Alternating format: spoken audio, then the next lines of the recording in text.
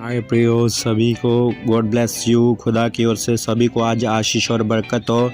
आज का दिन आपका आशीष का हो, क्योंकि खुदा ने कहा तुम इब्राहिम की संतान हो और आशीष की संतान हो। आज खुदा की ओर से आप आशीष पाएँ। हालेलुया। और आज जो मैं आपके लिए वचन लेके आया, गहरे रहस्य लेके आया हूँ, और आज इन गहरे रहस्यों को, इन वचनों को आप सुनने से आप जान जाओगे, आप आत्मिक ग्रोथ में बढ़ जाओगे, आप अगले लेवल पर जाओगे, जो कि आप अभी तक वह अगला लेवल पर नहीं पहुंचे हो। इसी वचन के द्वारा आज आप अगले लेवल पर चले जाओगे, क्योंकि कुछ ऐसे रहस्य, कुछ ऐसे वचन हैं जो कि बाइबल में भी नहीं डाले गए थे और वह निकाल दिए गए थे। लेकिन खुदा क्या कहता है कि उसके वचन में लिखा है कि वह जो आत्मा, जो पवित्र आत्मा अपने नबियों, अपने चेलों को कहता कि अब तो मैं तुम्हारे साथ रहता हूँ, लेकिन वह एक दिन आएगा कि जब पवित्र आत्मा तुम्हारे बीच, तुम्हारे अंदर रहेगा, मैं सभी बातें तुम्हें वह गांठ और गूदा छेद फाड़ करके तुम्हें गहरे रहस्यों के बारे में बताएगा। वह अपने नबियों के ऊपर उन बातों को प्रकट करता है। और मैं आज आपको बताता हूं कि मूसा जो धरती से उठाया गया, हनोक कैसे उठाया गया, एलिया कैसे उठाया गया, जीवित उठाए गए, वह कैसे उठाए गए, और आज मैं उसके बारे में आपसे बातें करूंगा। और इसको, रहस्य को आप अच्छी तरह जब समझोगे, सुनोगे, तो आपको पता लग जाएगा कि हमको कैसे प्रार्थना करनी, कैसे बढ़ना आगे खुदा में। और सबसे पहले हम पढ़ेंगे व्यवस्था विवरण, उसकी 34 और उसकी 5 और 6 पढ़ेंगे मूसा के बारे में, क्योंकि मूसा ही एक ऐसा व्यक्ति है जिससे खुदा बहुत प्यार करता था। खुदा ने मूसा के साथ आमने सामने बातें की हैं, आमने सामने। एक ही बाइबल में एक ही इंसान है जिससे खुदा ने आमने सामने बातें की। हालेलुया। और हम पढ़ेंगे उसकी व्यवस्था विवरण 34, उसका 5 से लेकर 6 तक पढ़ेंगे। और तब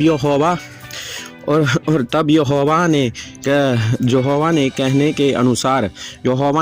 के अनुसार उसका दास मूसा वहीं मोआब के देश में पार गया, और उसने उसे मोआब देश में बेतापोर के सामने एक तराई में मिट्टी दी।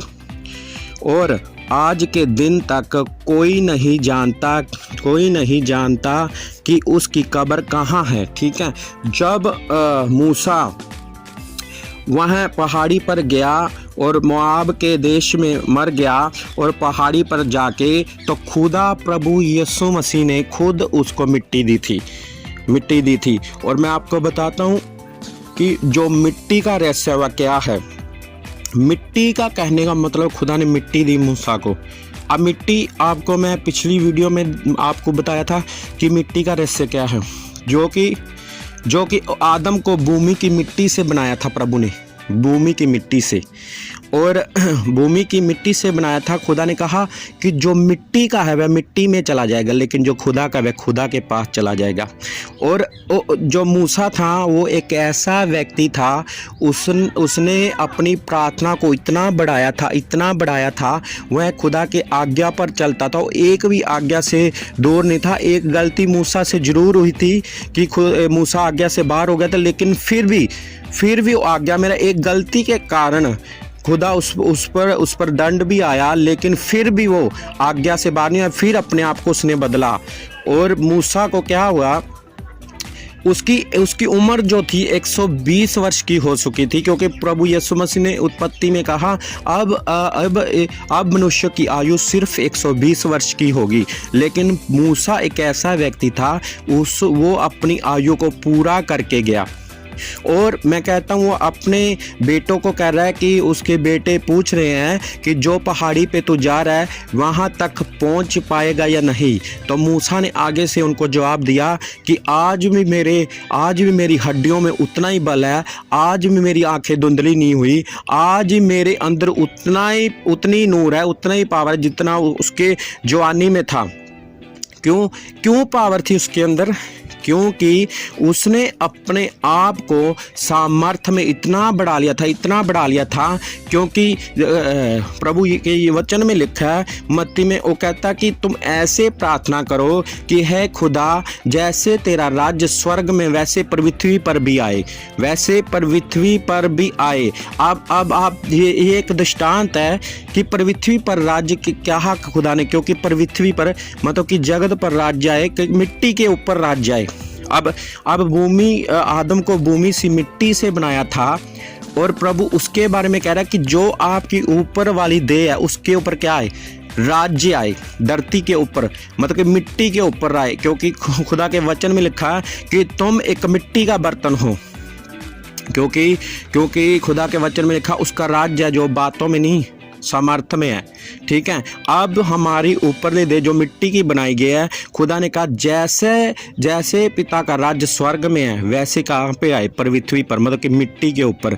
और मूसा ने क्या किया था कि अपने ऊपर के बर्तन को, ऊपर के मिट्टी को क्या किया था, उसने प्रार्थना में इतना बढ़ के समर्थ्य हो गया था कि ताकि जो उसकी अंदरली आत्मा इतनी स्ट्रांग हो गई थी कि वो कह रहा है कि मेरी आंखें आज भी धुंधली नहीं है, मेरी हड्डियों में आज ही उतना बल है। क्यों बल है?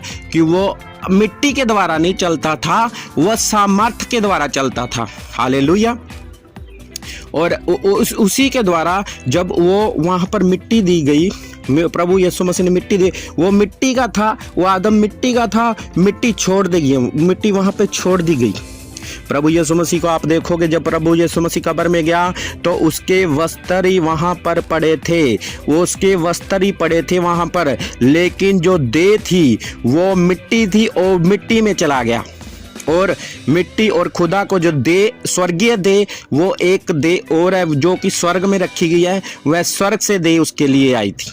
प्रभु ने इसीलिए कहा कि अपने इन मैले वस्त्रों को उतार दो कि मैं तुम्हें सफ़ेद वस्त्र, तुम्हें पवित्र वस्त्र पहनाऊं। तुम्हारे लिए खुदा ने वह दे एक रखी, स्वर्गीय दे जिसको कहते हैं, क्योंकि जो अंत के दिनों में उठाए जाना वो रैप्चर का टाइम है।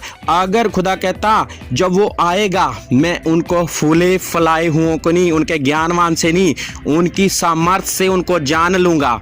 अगर आप चाहते हो कि मैं अंत के दिनों में उठाया जाऊं जैसे मूसा उठाया गया, ये एक चिन्ह है, ये एक चिन्ह है उठाए जाने का। अगर आप चाहते हो जैसे एक खुदा का नबी था एलिया था, उसकी हड्डियों में क्या थी, उसकी हड्डियों मुर्दे के ऊपर वो लगा देते थे तो वह मुर्दा जीवित हो जाता था, मुर्दा उठकर खड़ा हो जाता था, क्योंकि उसने कहा कि मैं जब आऊँगा तुम्हारे फूले फले, तुम्हारे ज्ञानवान से नहीं, तुम्हारी सामर्थ्य से तुम्हें जान लूँगा।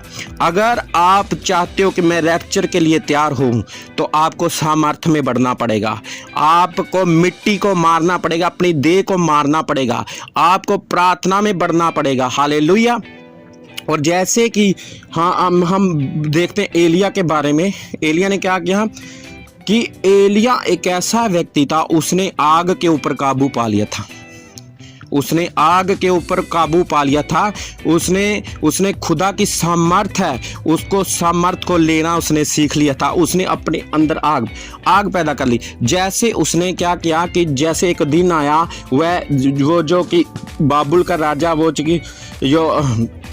कह रहा है कि देखो संसारिक लोग कहेंगे कि देखो आज के दिन मैं तुझे परखना चाहता हूँ, आज के दिन मैं तुझे चैलेंज करता हूँ। उसने चैलेंज किया, ओआब राजा ने चैलेंज किया उसको, उसने कहा तू इस तराई में आ जा, इस जगह पे आ जा, और कहता कि जा तू एक बैल लेके आ, मैं भी लेकर आता हूँ, और कहता कि उसको वेदी के ऊपर काट कर रख दे, और कहता कि जो उसको जला पाएगा वो खुदा उसी का होगा। हालेलुया। और जो वहाँ पे सभी लोग देखने वाले थे वो बोलता था कि वे उसी की तरफ हो जाएंगे। लेकिन एलिया एक प्रार्थना करने वाला व्यक्ति था। वह प्रार्थना जब अपने घर से अपने वहाँ अपनी जगह से प्रार्थना, पहाड़ी पर प्रार्थना करके, जंगल में प्रार्थना करके आया था, उसको पता था कि मेरे अंदर आग है, मेरे साथ मेरा खुदा है। तो उसी टाइम उसने क्या किया कि उसने वहाँ पर प्रार्थना के बजाय उसने उस चीज़ का मजाक उड़ाया जो कि है ही नहीं। उस चीज़ का मजाक उसने अच्छी तरह तमाशा बनाया। उसने कहा शायद इनका जो जिसको मानते हैं शायद वो बाजार में गया होगा, सब्जी लेने गया होगा, शायद वो घूमने गया होगा, अभी तक वो सुन नहीं रहा। लेकिन एलिया ने क्या किया, एलिया ने सिर्फ 10 मिनट प्रेयर की है, 10 मिनट प्रार्थना की है और स्वर्ग से आग उतर आई। एक बड़ी बेदारी है ये। मैं कहता हूँ वो समर्थ थी, वो समर्थ थी, उसके अंदर वो पावर थी, क्योंकि खुदा ने कहा कि जब तक तुम पवित्र आत्मा और आग से ना जन्मोगे तब तक खुदा के राज्य में प्रवेश ना करने पाओगे। हालेलुया।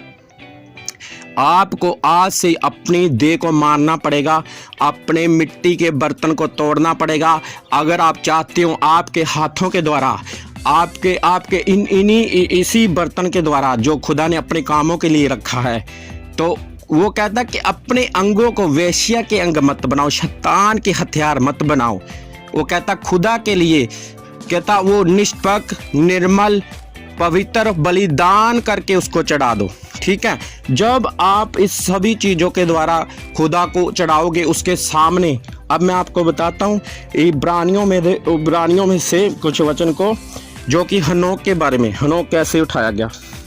इब्रानियों हम निकालेंगे उसका 11, उसका 5 और 6 पढ़ेंगे। हालेलुया।